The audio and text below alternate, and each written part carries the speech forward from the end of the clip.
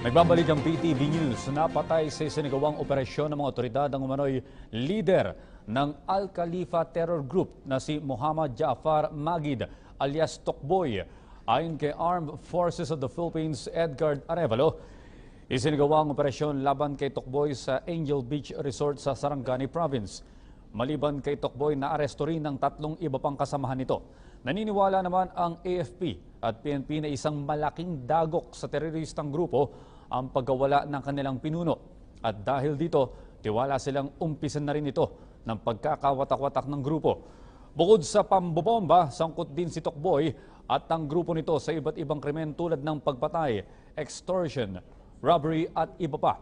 Ang grupo rin ni Tokboy ang itinuturong nasa likod ng pagtatanim ng bomba sa harap ng Kiamba Municipal Hall noong Disyembre.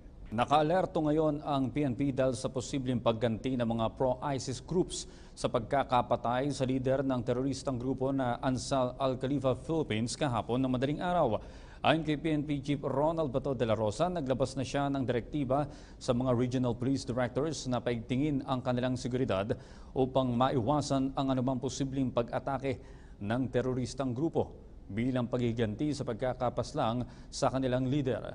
Ang pagkakapatay anya kay Muhammad Jaafar Magid alias Tokboy at ang pagkakahuli sa 3 nitong kasamahan ay malaking dagok sa mga teroristang grupong nakikisimpatya sa ISIS.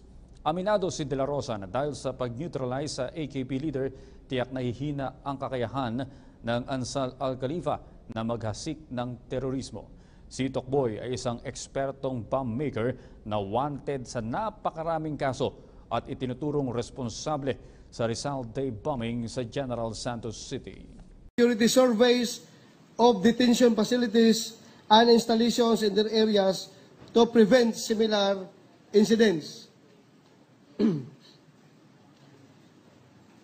Yung kasama ni Tokboy na nahuli, meron siyang 3 kasama na nahuli. Sila ay si Matahata, si Tokboy napatay. Yung 3 buhay, but arrested.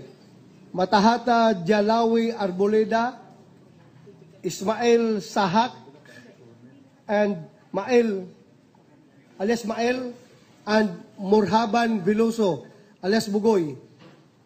And the recovery of 2 handheld grenades from them.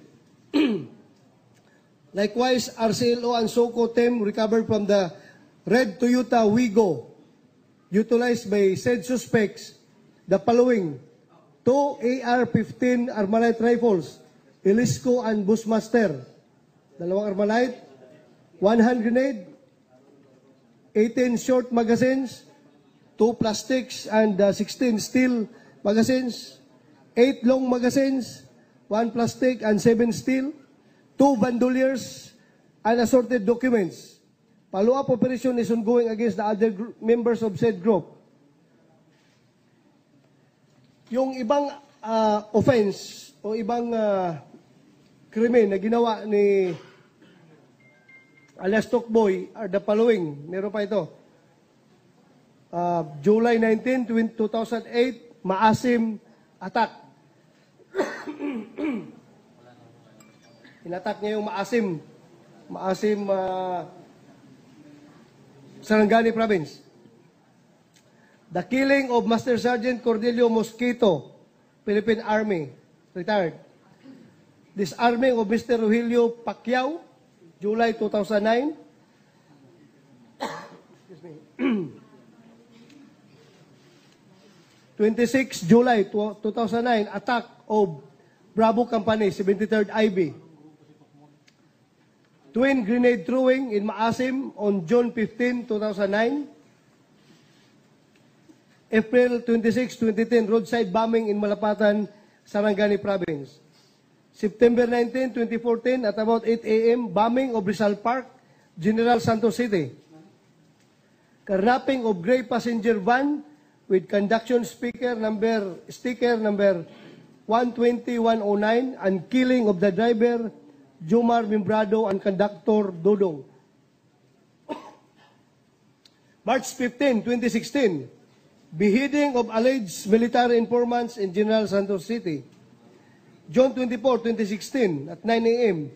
Grenade throwing at public plaza that resulted to the death of PO1 Almacer Tingkasa, PNP assigned at Maasim Municipal Police Station, Sarangani Province. December 11, 2016 at 10:30 p.m. emplacement of IED at display booth in public plaza, Kiamba, Sarangani, that luckily did not explode. Additional information, Tokboy is equivalent to the Maote of Lanao Sur. Tokboy is for Cotabato and Sarangani Province. He is the recognized ISIS leader in that area, just like the Maote of Lanao del Sur. Pareho lang sila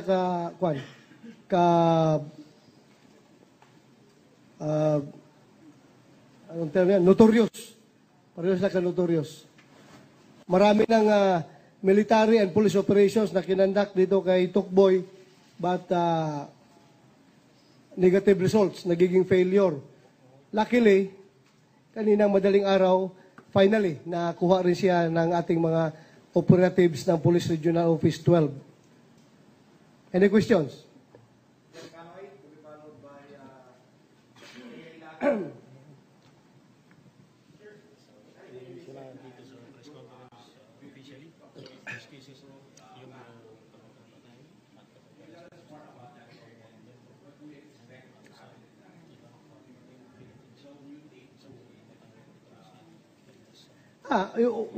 We expect na momentarily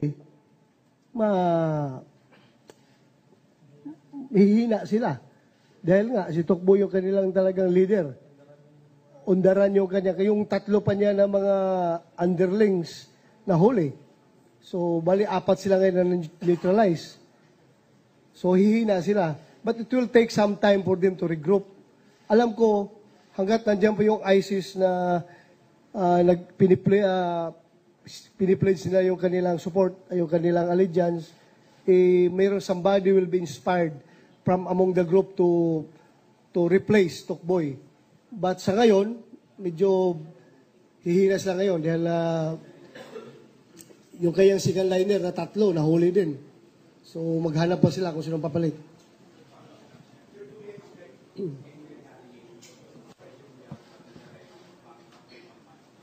Yan yung ating babantayan.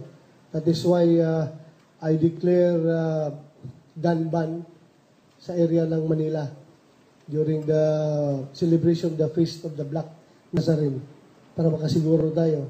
And I hope everyone will cooperate. We expect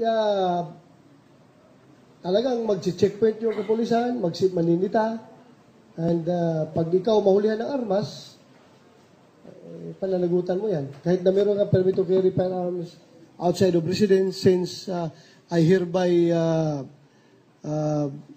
suspend the PTC-4, so good as illegal possession of firearms ka pa rin doon. So dapat mag-operate lahat, huwag magdala ng armas sa lungsod ng Maynila. Yung hindi dapat magdala. Ang authorized magdala doon, yung mga pulis lang at military na naka-uniform. Leah.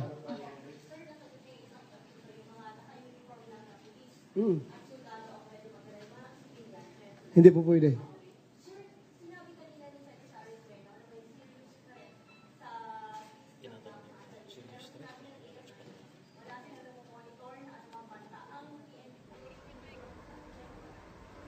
Live from Camp Crame, PNP Chief Ronald De La Rosa.